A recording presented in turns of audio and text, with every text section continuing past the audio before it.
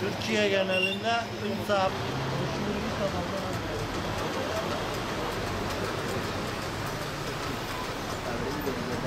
iş yapayım, ben bakmayayım inan suratına.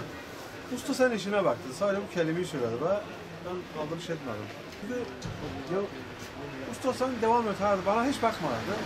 Ses kulağıma yansıydı, ses canlı 65.000 takipçisi var. Gelsin. Fark etmez. Olmaz. Kamera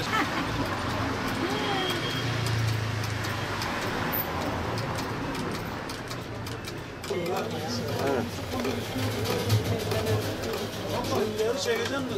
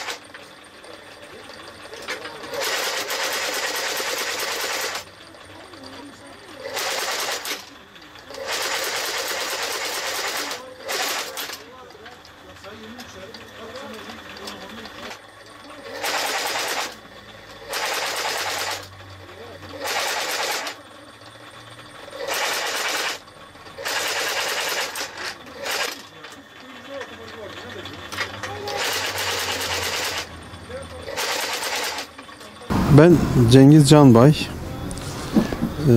Gaziantep'te doğdum büyüdüm. Çocukluktan belli önce ayakkabıcılığın imalatındayız, içindeydik. İmalattan bir müddet ayrıldık, farklı şeyler yaptık. Geri sonra tekrar 96-97'de konduracılığa döndük, ayakkabı işine. Tekrar geri tamirat işine döndük. Yani ondan belli hamdolsun devam edip gidiyoruz. Şükürler olsun. Kaç yıldır bu işi yapıyorsunuz? Ortalama işte yarım asır diyelim ya. Yani ben artık 20-25 yıl olmuştur. Sürekli bu işten ondan belli meşgulüz. Hamdolsun bir rızkımızı kazanıyoruz. Cenab-ı Allah'ın verdiği kadar. Mesleğimizi seviyoruz çok şükür. Evet. Yani yoksa bu sanatla herkes uğraşmaz. Yani çok temiz bir zanaat değil. Kirli bir zanaat olduğu için her çeşit ayakkabı geliyor. Her çeşit ayakkabıyla uğraşıyorsun. Elini alıp oynuyorsun. Yani bir şeyler yapmaya çalışıyorsun. Ölüyü diriltiyorsun. Yani seviyorum ben şahsen sanatımı. Hamdolsun yani müşterilerim memnun. Gelen müşterilerim tercih ediyor. Yanımıza geliyor işte hem fiyat konusunda hem işçiliğimiz konusunda. Yani Allah razı olsun bizi tercih ediyorlar. Ameliyattır. Yani ayakkabı parçalıyorsun, dikiyorsun, yapıyorsun. Yani bayağı bir emek veriyorsun ayağa kaldırmak için ayakkabıyı. Epey uğraşıyorsun. Onu temizliyorsun, düzeltiyorsun, adama sunuyorsun geri. Yani en azından bütçeye de faydası oluyor bunun. Yani yeni ayakkabı giyeceğin adam gelip 200-300 lira veya 150 lira ayakkabı alacağına getirip eskisini tamir ettiriyor. Onu giyiyor. Ne yapıyor? En azından bir sene 6 ay ömrü uzuyor o ayakkabının. Bu bütçesine faydadır. Yani bir insana kazançtır. Tabii zor, kolay değil. Neden? Gerçekten zorlukları var. Her şey yapılmıyor, her şey yapamıyorsun. Yani seni bazen çok yoruyor. Bazı ayakkabı geliyor, bayağı uğraştırıyor. Uğraştırdığı için yani gerçekten yoruyor seni. Zorlukları var, kolay değil. Peki geçiminizi sağlayabiliyor musunuz? Hamdolsun. Rabbimize şükürler olsun. Rabbimin verdiği kadar bir rızkımız çıkıyor. Yani ne büyüyebilirsin ne küçülebilirsin. Kimseye muhtaç olmuyorsun. En azından bir ekmeğin çıkıyor. Çok şükür. Dükkan çok eski bir dükkan.